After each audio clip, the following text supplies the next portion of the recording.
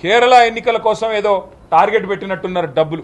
అందుకే ఈ గొంతు బారేసుకోవడాలు, కాంగ్రెస్ పార్టీ సెషన్లు రాగానే మూసీ మీద పడి మేము అడిగాం, డిపిఆర్ ఉన్నదా మూసీకి అని అడిగినాం. డీటెయిల్డ్ ప్రాజెక్ట్ రిపోర్ట్ ఉందా, సమగ్ర ప్రణాళిక ఉందా, లేదు. పోని పైసలన్న మంజూరైనాయా, ఏడీబీ ఒప్పుకున్నదా, లేదు. పైసలు లేవు, ప్రణాళికలు లేవు.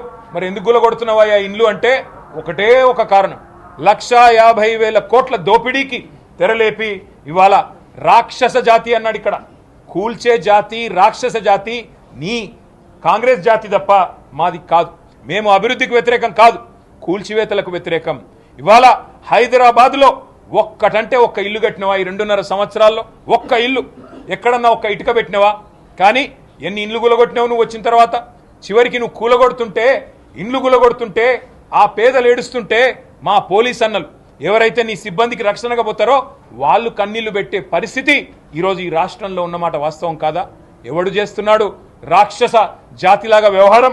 నువ్వు కాదా ముఖ్యమంత్రి గారు అని నేను చెప్తా ఉన్నా. అర్జునుడి కన్ను చిలుక మీద ఉన్నట్టు ఈయన కన్ను ఏదో అదేదో రైజింగ్ మీదో ఏదో మీద ఉందంట. ఈయన కన్ను ఉన్నది ఇవాళ తెలంగాణలోని విలువైన భూములు. ఒక రియల్ ఎస్టేట్ బ్రోకరు మరి ఇవాళ ముఖ్యమంత్రి అయితే ఖచ్చితంగా కన్నంతా కూడా భూముల మీదే ఉంటుంది తప్ప ఇంకోటి కాదు. మూసీలో భూముల గురించి ఆలోచన, హైదరాబాద్ సెంట్రల్ యూనివర్సిటీలో భూములు లాక్కోవడం 400 ఎకరాలు, మౌలానా అబుల్ కలాం ఆజాద్ యూనివర్సిటీలో 100 ఎకరాలు లాక్కోవాలా, జయశంకర్ వ్యవసాయ విశ్వవిద్యాలయంలో 100 ఎకరాలు లాక్కున్నారు, ఐఎస్బిలో కూడా లాక్కోబోతా ఉన్నారు.